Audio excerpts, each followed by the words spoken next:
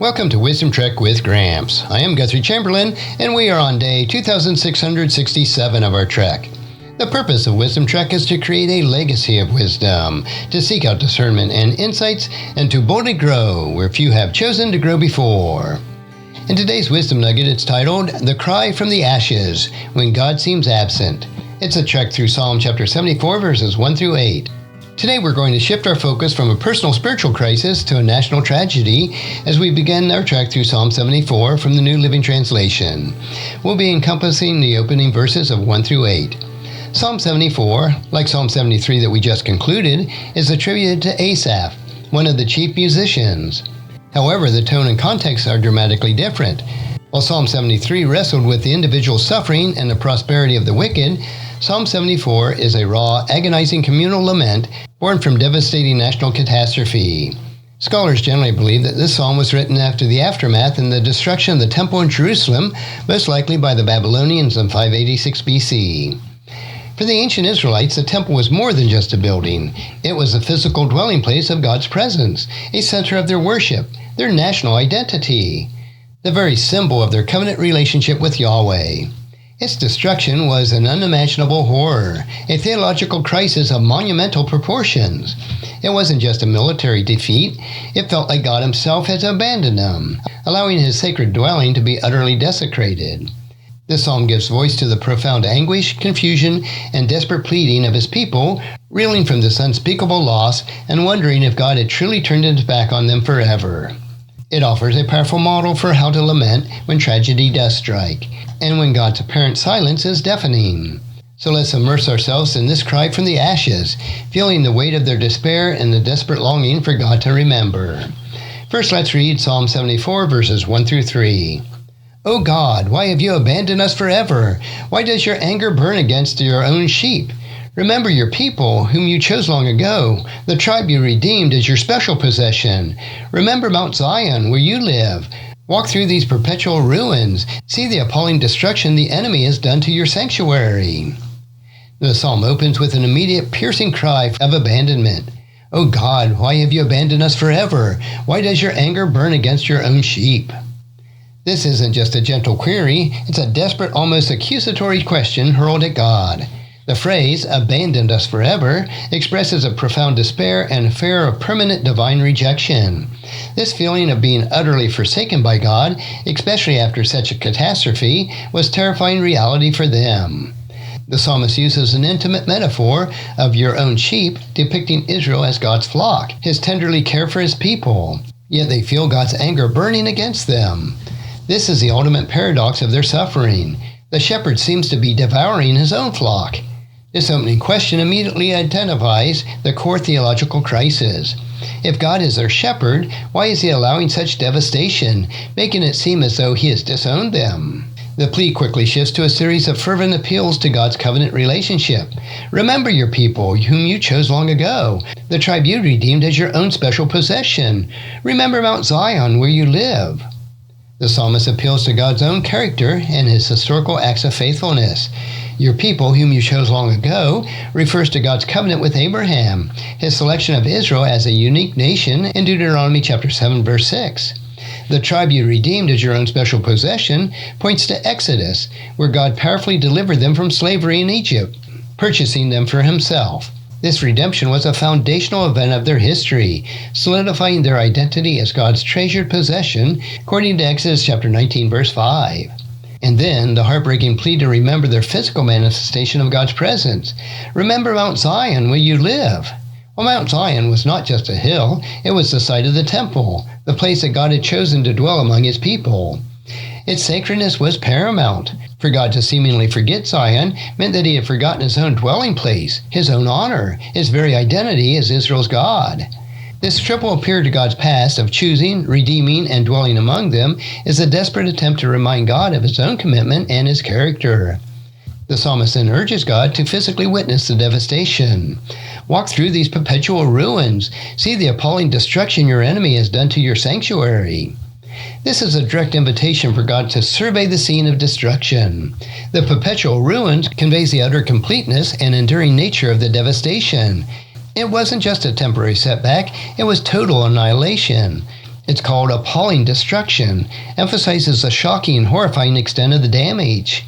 Crucially, the destruction was not just of the building, but of your sanctuary. The emphasis is on God's ownership. The enemy has attacked God's house and blasphemed God's holy place. This is an affront to God's honor, and not just Israel. The psalmist implies that God's reputation is at stake if this destruction goes unaddressed. It's a bold, almost desperate appeal to God's self-interest in His own glory. Imagine the devastation of a beloved home after a destructive fire, or a sacred place of worship reduced to rubble. The sense of violation, the lingering smell of smoke, the physical evidence of ruin. This is what the psalmist is begging God to see and respond to.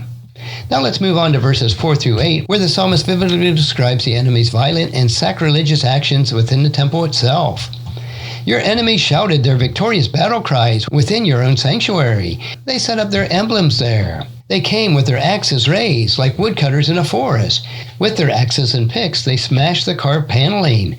They set your sanctuary on fire. They defiled the place where you live. They said, "We will destroy them completely."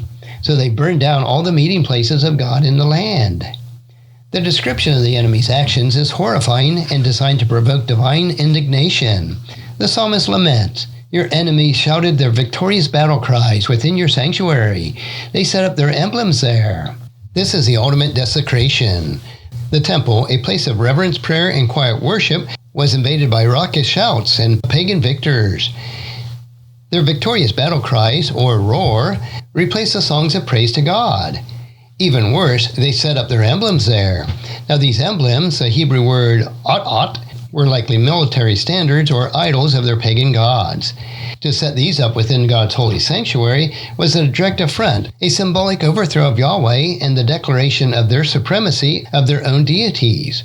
It was an act of profound blasphemy, defiling the very space dedicated to the one true God. The destructive fury of the enemies is vividly portrayed.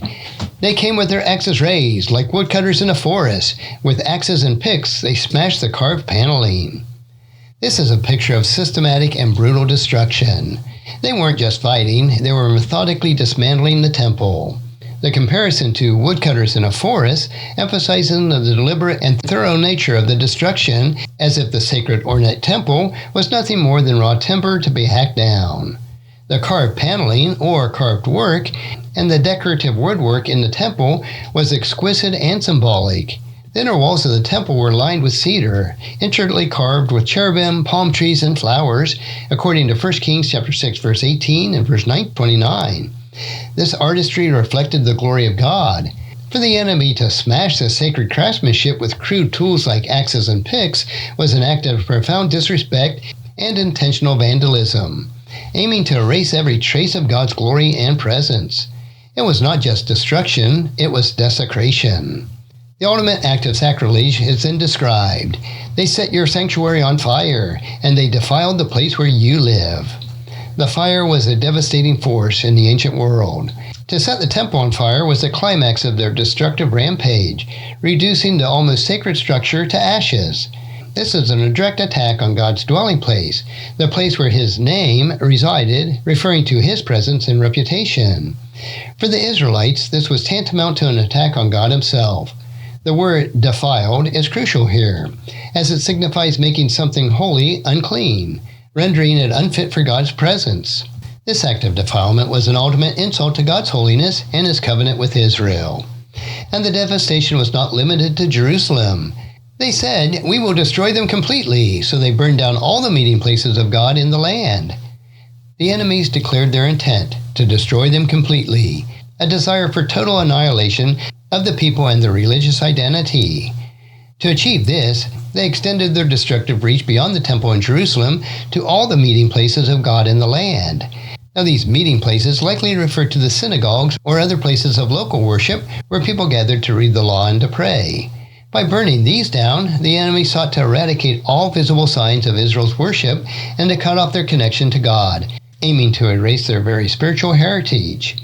Psalm 78 verses 1 through 8 is a chilling portrayal of a national catastrophe and desecration, giving voice to a community grappling with profound loss, the apparent absence of God, and the shocking sacrilege of the enemies. It's a powerful example of an honest lament in the face of overwhelming despair. So what profound wisdom can we draw from these opening verses for our Wisdom Trek today? Well, firstly, the psalm validates the experience of feeling abandoned by God in times of immense suffering and seemingly unanswered questions. It shows that it is permissible to cry out, "Why, God?" and to express our anguish when our faith is shaken by tragedy. Secondly, it highlights the profound pain of desecration and the violation of what is holy and cherished. Whether it's a physical place of worship or spiritual values, an attack on what is sacred feels deeply personal and wounds the soul. Thirdly, it reminds us of the enemy's ultimate goal: to destroy faith, to eradicate God's presence, and to silence His praise. The enemy's actions against the temple were aimed at cutting off Israel's connection to their God. And finally, even in the depths of despair, the act of lamenting is an act of faith. By crying out to God, by pleading to Him to remember, the psalmist holds on to the hope that God will ultimately respond, that His covenant promises are not truly broken, and that justice will eventually prevail. Let us learn from Asaph's raw honesty, bringing our deepest laments before God when our world seems to crumble, trusting that even in the apparent ruins, our cries are heard by the God who remembers His people and His dwelling place. Thank you for joining me on this powerful and poignant trek through the opening verses of Psalm 74. I trust that this exploration of lament in the faces of national tragedy has resonated with your own journey and has equipped you to bring your deepest questions to our faithful God. Join me again the next time as we continue to seek and apply these timeless truths of God's Word. And if you found this podcast insightful, please subscribe and leave us a review. Then encourage your friends and family to join us and come along tomorrow for another day of Wisdom Trek, creating a legacy. Thank you so much for allowing me to be your guide, your mentor, and most importantly, I am your friend as I serve you through the Wisdom Trek podcast and journal. As we take this trek of life together, let us always live abundantly, love unconditionally, listen intentionally, learn continuously, lend to others generously, lead with integrity, and leave a living legacy each day. I am Guthrie Chamberlain, reminding you to keep moving forward, enjoy your journey, and create a great day every day. See you next time for more daily wisdom.